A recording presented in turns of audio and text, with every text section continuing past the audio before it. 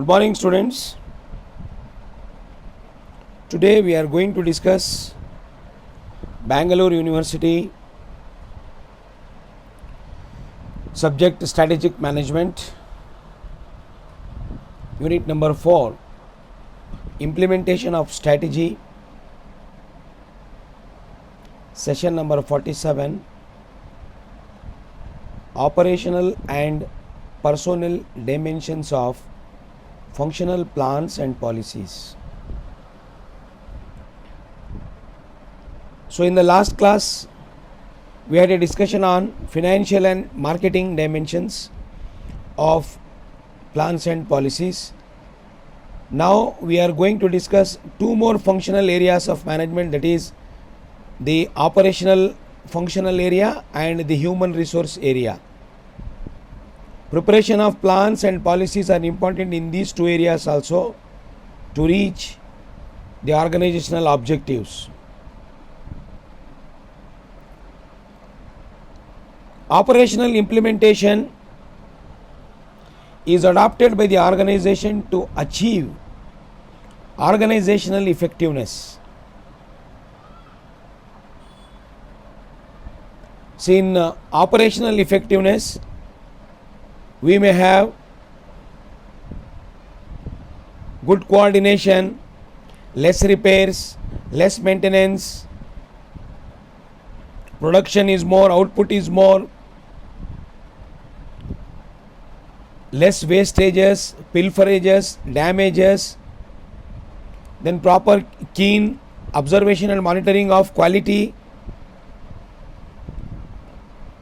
All these are the criteria to judge whether the operation is effective or not effective. And to create this operational effectiveness, we need to create plans and policies relating to the operations and implement on operations. Operations basically we find where maximum number of tangibility work goes on. This is the state at which most tangible works gets done. A stage where the combination of human skill, human knowledge with the technology and machine takes place, where the paper idea is converted into a tangible product. Here, let us discuss what are the various dimensions of operational functional plans and policies. We can see here the plans and policies for operations are related to the production system. They are related to the production system. That means productivity. Operations planning and control, that is production planning and control. Research and development, R&D. It shows how strategies may influence operation plans and policies. The strategies adopted affects the nature of the product or service. All these collectively influence the operations and policies. Thus, a strategy of expansion through related diversification, for instance, will affect what products are offered to which market and how these markets are served. The operation system structure, which is concerned with the manufacturing of our services and supply or delivery system and operating system, which are related to customer service and resource utilization, both to determine what operation plans and policies. Operations planning and control. Operation plans and policies related to operations planning and control. It is concerned with plans which are aggregate in nature. It is concerned with material supply, inventory management, cost management, quality management, maintenance of plant and equipments. Here the aim of implementation is to see how efficiently resources are utilized and in what manner the day-to-day operations can be managed in the light of long-term objective. So dear students, here we came to know that in the operational dimension of plans and policies, few important areas and few important components. As I have already discussed more about this in the last classes, in the operational implementation I had already discussed about how people are important in operations effectiveness, how processes are important, how productivity is important, and how the pace is important. When we take one by one and plan, create policies relating to them, we can definitely bring an operational implementation successful with operational effectiveness. What we have to do for this? Let us have a concept in our mind. Let us draw one by one what we need to do to bring out the organizational effectiveness, the operational effectiveness. First, what we have to do is, first we have to prepare the strategic plan, long-term plan. Activate these strategies with the help of functional implementation or with the help of the operational implementation. If needed, develop change management, restructure. Third one is restructuring. Then we can achieve the effectiveness. Definitely we can achieve the effectiveness. After achieving the effectiveness, we can have strategic control and evaluation. We can have a continuous monitoring of what we are doing. From the stage of strategic preparation of strategic plan, activation of strategic plan, then change management, using of change management, then achieving the effectiveness or proper evaluation and control and monitoring. For all these things, the key areas are people, process, productivity, pace. From recruitment and selection, from training and development, from wage compensation, retirement benefits, skilled and unskilled laborers, procurement of laborers, developing them, all this requires proper plans and proper policies. When it comes to process, so what type of process you are adopting, whether flexible manufacturing system you are adopting or you are adopting some other process, you are adopting total quality management process, supply chain management process, benchmarking process, or enterprise resource planning process, or the value added analysis you are adopting. So all these matters when it is concerned to production planning and control. For production planning and control, there should be a proper production routing, production sequencing, production planning and control, production engineering, production re-engineering, all these things. So in the process, you require engineering and re-engineering things. Whether you have adopted proper processes or not, for ensuring the accomplishment of organizational objective,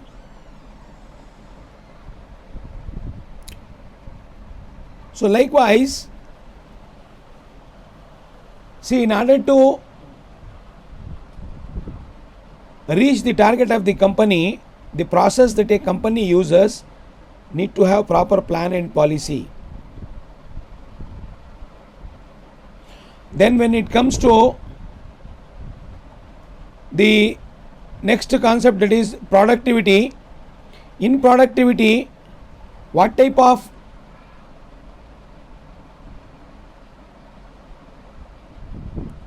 stores management you are having in production,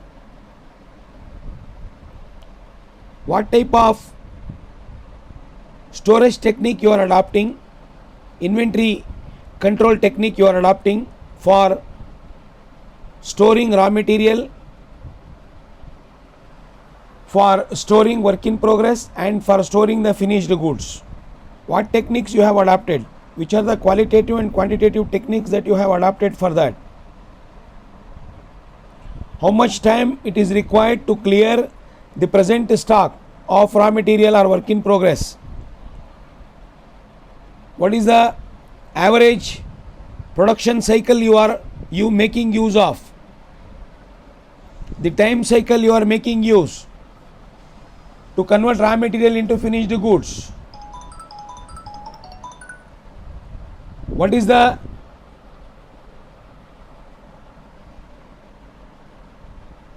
production cycle time you have, and how you are making use of group technology, or whether you are making use of flexible manufacturing system, just in time system, mass customization system, concurrent engineering and processing systems, optimized production technology system, flexible manufacturing system FMS, cellular manufacturing system, etc. See, in productivity and inventory control, especially in operations, what type of inventory techniques you are adopting? Just in time, VED analysis, that is vital, essential and desirable analysis, FSN analysis, that is fast moving, slow moving and non moving goods, ABC, category A products, category B products, category C products. So inventory management is also one of the important operational area. What is the plan you have, depending upon the type of products you manufacture and sell? What type of techniques you are adopting? EOQ, economic order quantity. Which type of technique you are adopting for controlling your stocks? Are you managing the stocks at the minimum level or at the maximum level? Is there any danger level of stock? All these things comes under operations management, production management. Then when it comes to the people, as I told you, personnel plans and policies, they are related to personnel system, organizational employee characteristics and industrial relations. See, management of personnel department or management of human resource department is a big headache in most of the organization, because from the entry of an employee, from the recruitment of an employee to the retirement, the human resource department need to be very keen, observing, alert, agile, monitoring, whether it is record keeping of that employee, or whether it is checking the performance of that employee, or whether it is increasing the skills and knowledge of that employee, or whether it is promoting that employee, demoting that employee. All these matters in human resource department.